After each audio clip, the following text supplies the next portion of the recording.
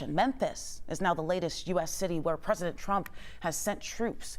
It's part of his nationwide crime crackdown. Attorney General Pam Bondi announcing operations are underway with 9 arrests already made, 2 illegal firearms seized, and more than 200 officers. They've been granted special federal authority to aid in this crackdown.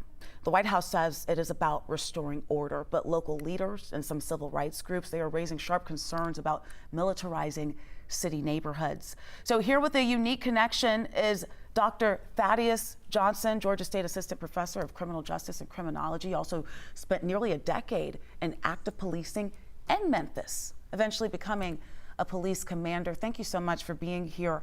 And because you know Memphis well, you know the city. When you see these troops setting up there due to this order, what is the first thought that crosses your mind? My first thought is, what are we doing? The second thought is, well, many of the people in Memphis, Memphis is an outlier, right? We have some issues, right? We have homicide rates that rival Detroit back in the 80s and 90s. And so people are desperate. And it's funny, people are kind of split about whether we need the troops or not. I think there's a lot of confusion and uncertainty about how the troops will be used among the Hispanic community in Memphis, also among the citizens in Memphis, like who do we report to and these types of things. You also see the president and the administration saying one thing, and you see the leaders on the ground kind of saying another. And so I think there's some uncertainty among citizens that can raise some fear levels more so than being hopeful. Of course, this is something that we've seen in other cities like Washington, D.C., Chicago, Portland, Oregon. Does it surprise you that President Trump has now come after Memphis? Well, nothing surprises me right now.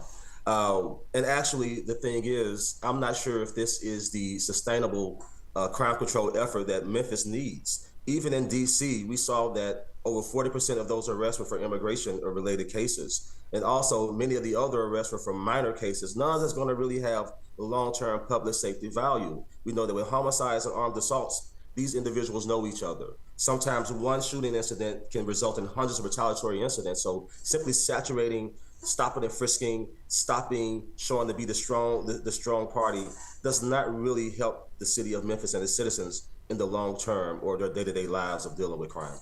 Now, Dr. Johnson, some people look at this and say, hey, why wouldn't you want more help on the ground? Agencies need bodies. The president is offering this to them. Why not take the help? I mean, one thing is this, think about in LA, during that operation over 6 weeks, there was $134 million spent.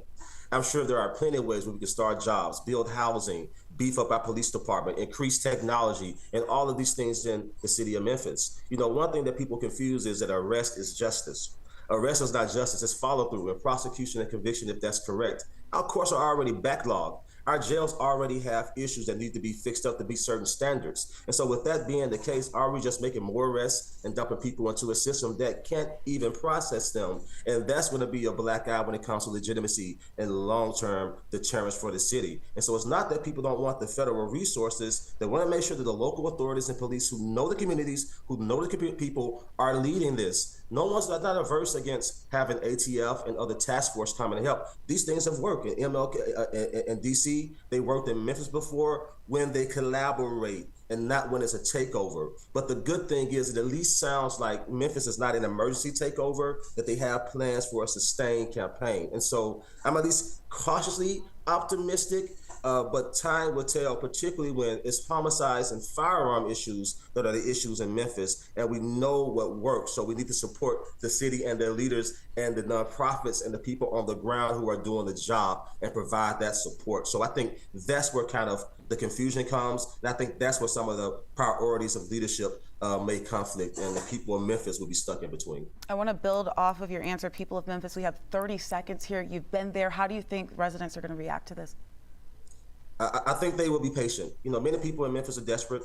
Many people want to see crime go down. It's been a generational thing there. But I think people don't want to see us going back to videos and films of the 60s and all of these things. If the National Guard comes in support, if the troops are just supporting and protecting federal facilities, I think the legitimacy and things will be fine. But the local leaders have to be at the forefront. It cannot be the president or his people that's leading the city of Memphis. That's not how things work, and that's not how things should go.